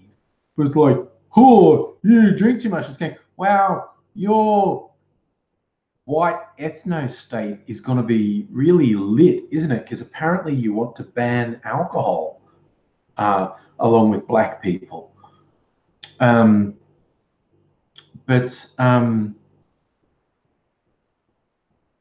They're in such bad faith. You know what? Everyone is right, Mimsy. Your tower is really a bit dodgy there. I'm going to have to try and look at it and maybe fix it. Dr. Palmer, you made Dan Murphy's memberships accounts when you were 15. And one of the accounts was titled Adolf Hitler. Oh my God. Oh yeah, she controls the bottles there, Miss Foxification, definitely. There's fucking cat hair all over these bottles. It's kind of gross. Like I go and get one of the bottles that are just behind and I go, it's fucking covered in cat hair. I'm gonna wipe it off. I don't want cat hair in my drink. Oh God, can you hear the buzz? The fucking clock on the stove. It's annoying me. I'm gonna switch it off. The little digital clock on the oven does this thing where occasionally it switches over to 12 o'clock and buzzes. Like, not like an alarm, not like, it's just like 12 o'clock does this low-level buzzing. Because if you set a timer, the timer's actually way louder than that. But there's something wrong. Yeah, the fridge behind me is humming a little bit. I keep thinking because I've got multiple fridges and I bought relatively cheap fridges, so they're not great energy ratings. I'm thinking I could probably end up saving money if I got one really big, expensive fridge freezer thing that had a really good energy rating, because they use these. I've got multiple fridges and they use a lot of electricity.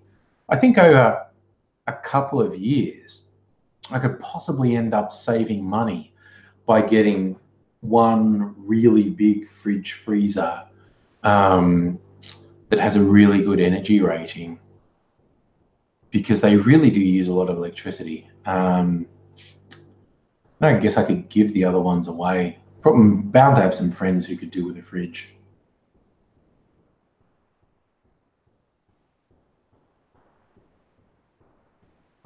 Luke, did I see the story of schools removing analog clocks? I did see people saying it. I don't know if it's true. And okay, the story for those who didn't see it is that some media outlets were claiming that schools were removing analog clocks. So let's say I've got one back there, but you can't see it. It's actually behind there. But saying the kids can't read analog clocks. For which, of course, the solution is really fucking easy. Teach the kids to read analog clocks. I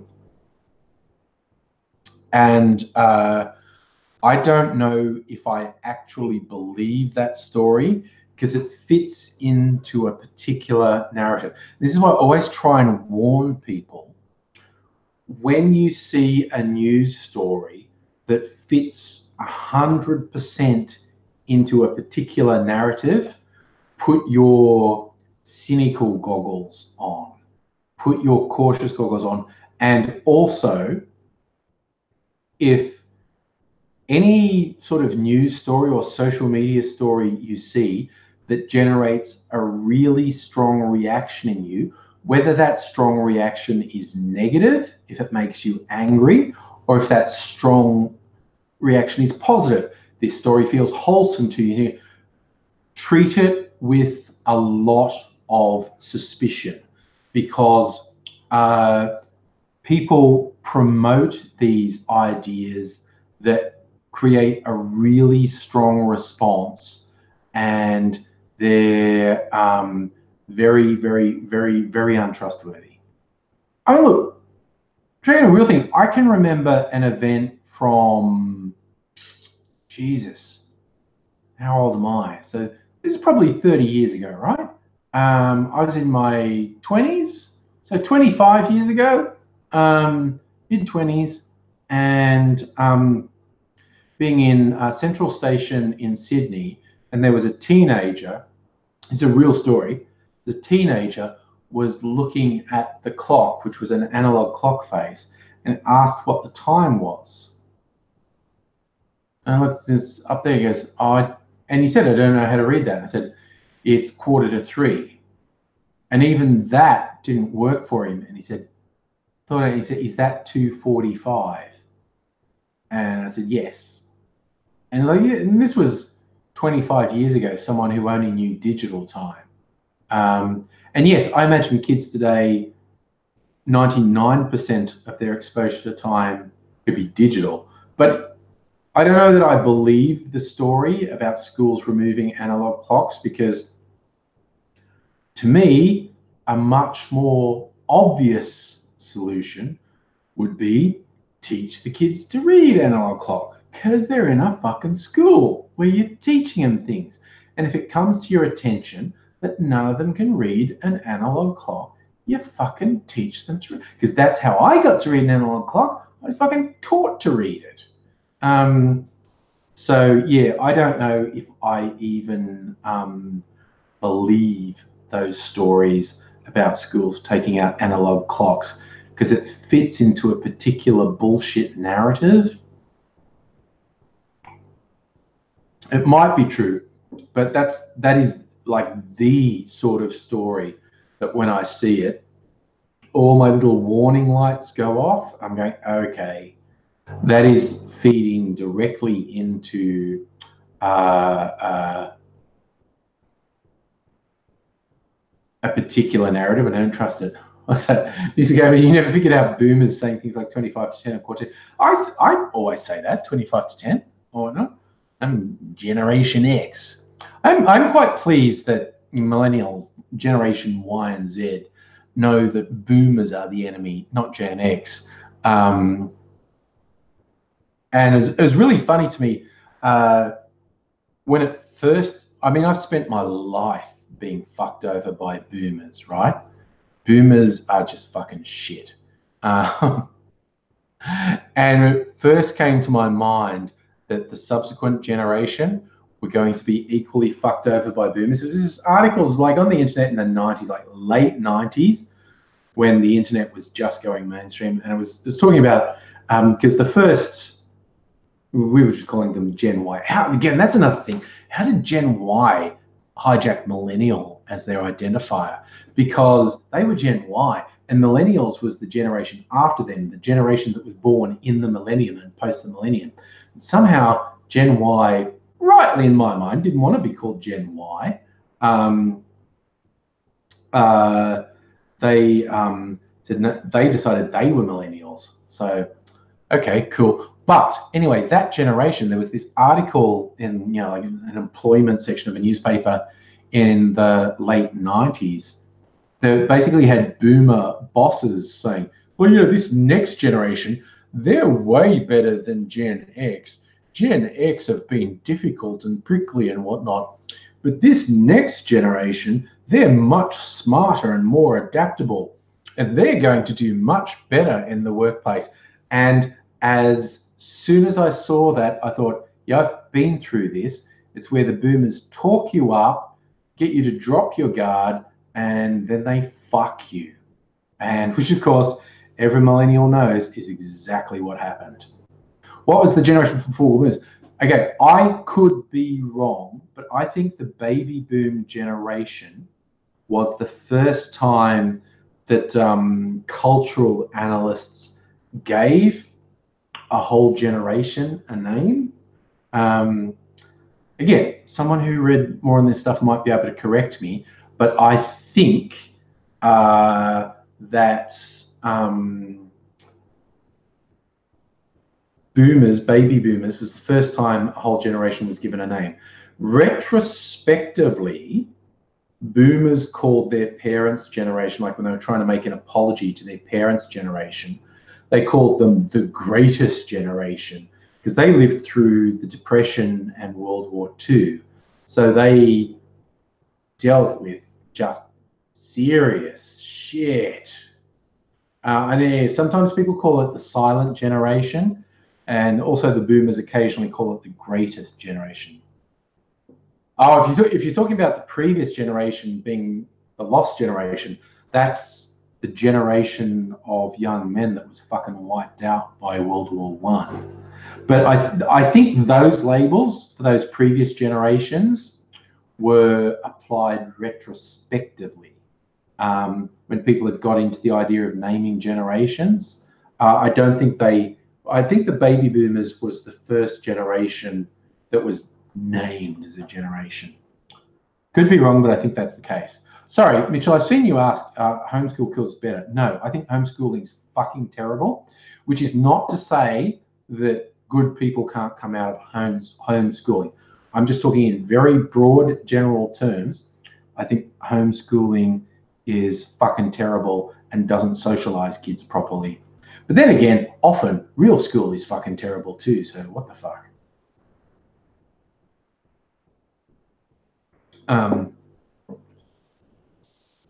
I think broadly homeschooling's a mistake. Yes, you say better. The greatest generation of Nazi killers. Zennials. Yeah, of course. But the whole thing of grouping whole generations of people as if they're the same is fucking stupid. And that's a common theme I'm seeing repeated a lot now is millennials pointing out the majority of millennials are over 30, but the term when used by boomers and older Gen Xers is this really belittling and infantilizing term. But fucking millennials are adults. Even the older Gen Z, the Zoomers, the older Gen Z are adults now. But all millennials are adults, and the majority are in their 30s. But that happened with Gen X as well. No, I said you can't go up there. Don't go up there. Don't do it. Don't do bad cat. I think it was The Onion had an article because when there are articles about Gen Xers, they were first in their 20s, they're all calling them 20-somethings, and they kept using that term for well over a decade. And I remember there was a joke article in The Onion that said, 35-year-old man pleased to realize he's still being called a 20-something by baby boomers. The whole generational thing is fucking stupid.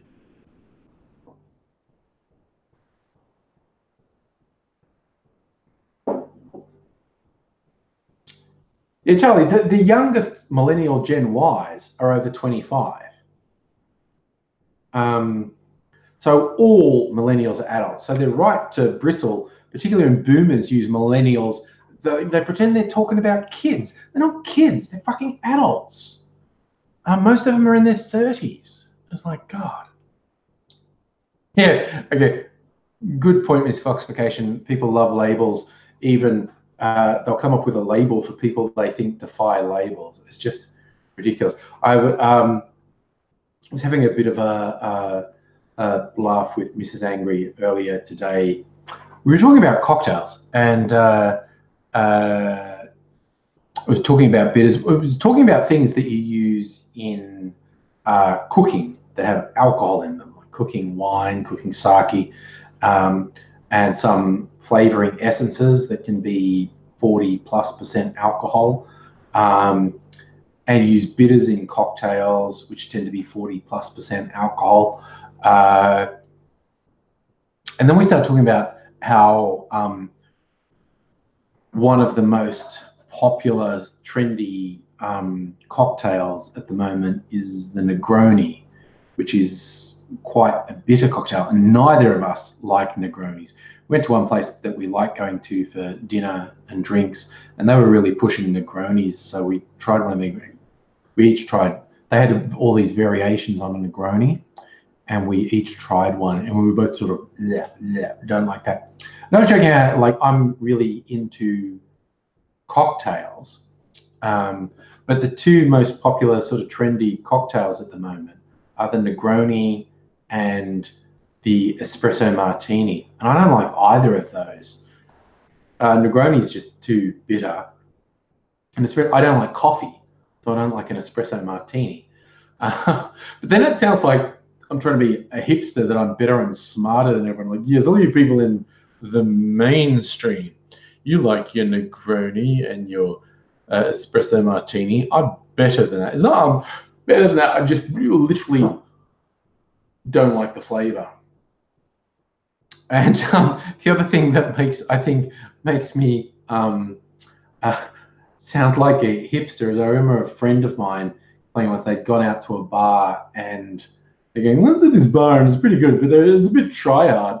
They had 6 different sorts of bitters behind the bar. And I'm like, ugh. I have more than 6 types of bitters at home. So it sounds like, again, I'm trying to be this uber hipster, like, I don't like your mainstream cocktails.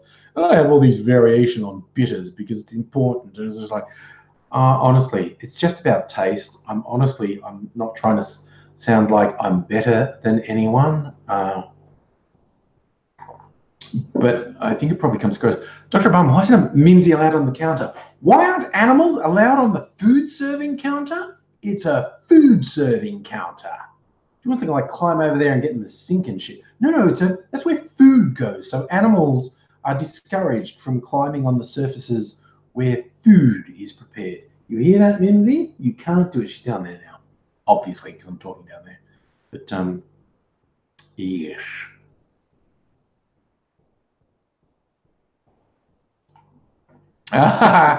See, I like that. We hadn't talked about that. The right-wing activists, they've come up with what they call a mascot of Captain Cap. They hate the activist group Get Up.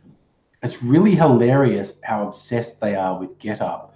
And Get Up is a communist plot. And this mascot that's Captain Get Up is going to tell the truth. Aside from the fact the way they've designed it is going to breach copyright and trademark, and they won't be able to. And they're probably breaching electoral law by using the name of an established group that could be seen as misleading. And it's just like, they're such fucking idiots. No, Miss Foxification, you joke, but no, Mimsy will spread hair everywhere and claim it. Absolutely. Fox of Fate. If I do a spray bottle with a small amount of vinegar in the water, Mimsy won't get on the counters after fruit spray.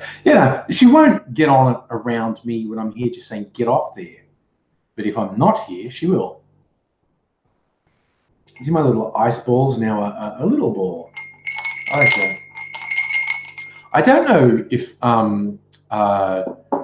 everyone here has followed me on the socials, but when I went out to the comedy festival, not last weekend, the weekend before with Mrs. Angry, we went to a cocktail bar between shows to get dinner and a drink.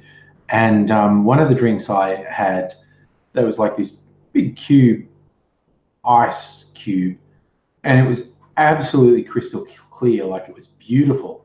So I posted a little boomerang video of the ice cube spinning around in my glass because it was absolutely crystal clear. Like you can see that one is quite opaque, and my big cube ones tend to, well, not be opaque, but they're definitely not clear. Well, if I get this out, you can sort of, I don't know, see some bits of it are a bit clearer than other bits, but you get, it's basically, it's air bubbles trapped in the ice, which make it opaque. And I read up on this, how to get clear ice. And one of them was freeze it multiple times. So it's like freeze the ice cube, then get it to thaw a bit, and then freeze it again. And I assume I was doing it wrong because it didn't work when I did. But apparently, some of the bars that have the crystal clear ice, either they buy it from a specialty place, or they have a specialty ice maker. And apparently, you know, if you've been to the cold cream ice cream places that have a thing that looks like a hot plate, but it's actually a cold plate. It's a metal plate that's got like freezer things under it. And apparently there are these ice machines that have this cold plate, and a little bit of water goes on it and freezes, more goes, and it pushes it up. And the way this works is this freezes without any air bubbles in the water, and so you get crystal clear ice.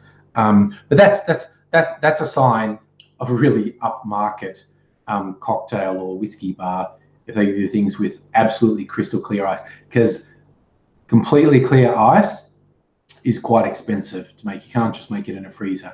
You have to have specialty tools. How cold was it in Vic? It was a little bit cool today, Safa. I had to go in for a job interview and I was very tempted to wear a coat. I didn't, so I was a little bit chilly. So it was right on the edge of being cold. It was really cold. Mitchell, should major parties be removed? I don't think that's possible. I mean, there are countries where no single party is able to win government, so it's always a coalition, and you sometimes get really weird coalitions. Maybe that's better. I'm not sure. Miss Fox question, I think Labor will win quite convincingly, and I hope they put some serious policies in place. What is the weather? Because it was looking like a couple of cooler days, because we're just getting into autumn now. Ugh, tomorrow's not great, between 10 and 16. Thursday between 8 and 18. Friday 7:23. Saturday 12:20. Sunday 12:21. A bit warmer on Monday, maybe. I don't know. Yeah, we're getting into the bleaker part of the year, basically. Long sleeve PJs. Who wants to hear that I sleep nude? Because I do. You regulate your body temperature better if you're naked, okay? So while it can be a bit traumatic at the start of winter, you actually regulate your body temperature better if you're naked.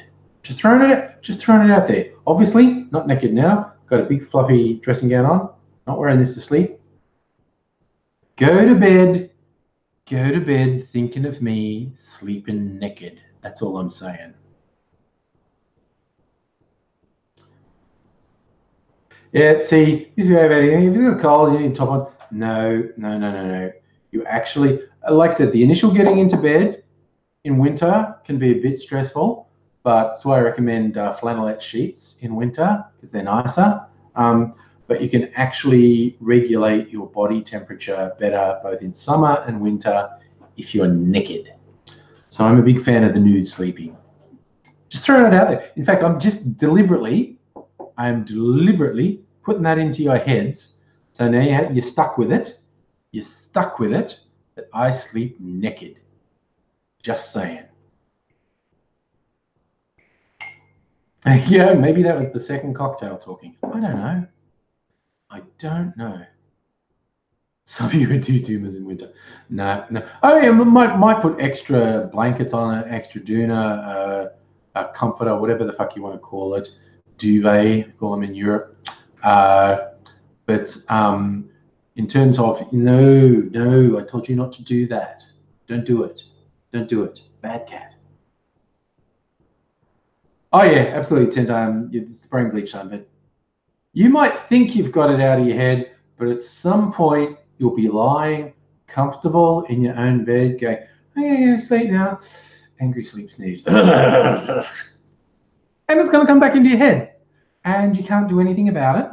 And I know it's evil to do that to you, okay? I offer no apology for that. I offer no excuse. It is absolutely evil to say that to you. But you are now stuck with that thought. And as much as you think you can forget it and expunge it, you will. I just knocked my cocktail shaker over. It means he hated it. So much you think you've got past of it, and then just as you're about to go to sleep, you go, Angry sleeps in the nude. Oh my God. Someone just said I shouldn't do a Google search for angry nudes. So that's now something I want to do. So I will be mortified if it's me. It shouldn't be me. I haven't got nudes going around. Angry nudes. What shows up with safe search on? Oh yeah, some of these people do look angry. They're definitely very nude. Some of them look quite angry.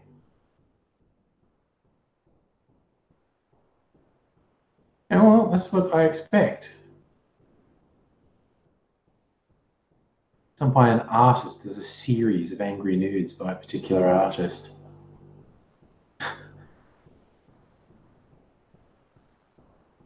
So I'm just going to bed with that, basically. Yes, the taxi call knocked my cocktail thing over. Mimsy's very unimpressed. And it is, look, it's 10 o'clock. I'm going to go to bed. Oh my God, angry sex porn videos. No, I'm not even looking that up. That worries me because I fear there'll be about 1 million hits on the internet if you actually searched angry sex porn videos.